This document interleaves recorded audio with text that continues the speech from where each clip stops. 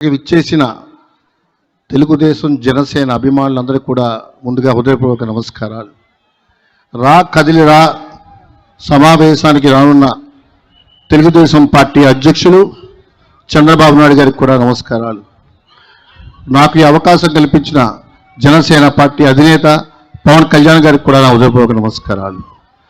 2024 ఎన్నికల్లో Janasena party Telugu Desam party ఉమ్మడిగా పోటీ చేయాలన్న ఆలోచనతో జరుగుతున్న పరిక్రమలో జనసేన పార్టీ తరఫున మేనిఫెస్టో తయారు చేసే అవకాశం పవన్ కళ్యాణ్ గారు మాకు ఇవ్వడం జరిగింది. అలాగే ఈ జిల్లా పెద్దలు తెలుగుదేశం పార్టీ సీనియర్ నాయకులు యనమల రామకృష్ణ గారు తెలుగుదేశం తరఫున మేనిఫెస్టో కూడా కలిసి తయారు చేయడం జరిగింది. సూపర్ 6 సంక్షేమ పథకాలు తెలుగుదేశం పై నుంచి షణ్ముఖ వ్యూహం అన్న ఆలోచనతో జనసేన పార్టీ ఉమ్మడి మేనిఫెస్టోలో భాగం జరిగింది. రాష్ట్రంలో ఉన్న యువతకి గత 5 సంవత్సరాలుగా ఉపాధి కోల్పోయారు. వాళ్ళ యొక్క జీవితాలు చిందరవందర జరిగింది.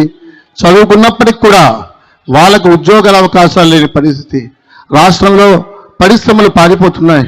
వీటన్నిటికీ నిరాశ నిలిచిపోతున్న యువతకి ఒకటే ఆలోచన, ఒకే నమ్మకం, అది పవన్ కళ్యాణ్ గారు. వారాహి యాత్ర ద్వారా జనంలో యువతలో ఆయన ఒక నమ్మకం కలిగించారు. రానున్న 2 రోజుల్లో వివేకానంద జయంతి.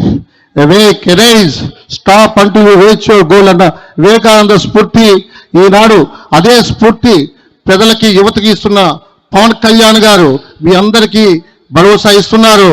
రాష్ట్రంలో లక్షలాది మందికి ఉపాధి కల్పించే ఆలోచనతో ఆయన షణ్ముఖ వ్యూహం తయారు చేశారు. ప్రతి జిల్లాలో ప్రతి నియోజకవర్గంలో జనసేన సౌభాగ్య పథకం ద్వారా 10 లక్షల రూపాయలతో మిమ్మల్ని అందరినీ కూడా ఎంటర్ప్రైనర్స్ చేయబోతున్నారు. ప్రతి నియోజకవర్గంలో 25,000 మందికి ఉపాధి కల్పించే ఆలోచనతో జనసేన పార్టీ షణ్ముఖం రాబోతుంది. 2024 తర్వాత రాష్ట్రంలో ఉపాధి పెరగబోతుంది. దానిలో ప్రధాన పాత్ర పోషించే అవకాశం జనసేన పార్టీ మీ అందరికీ ఇస్తుందని తెలియజేసుకుంటూ ఈ ప్రభుత్వానికి దీవించాలని కోరుకుంటూ ధన్యవాదాలు తెలియజేసుకుంటున్నాను. Thank you sir. అలాగే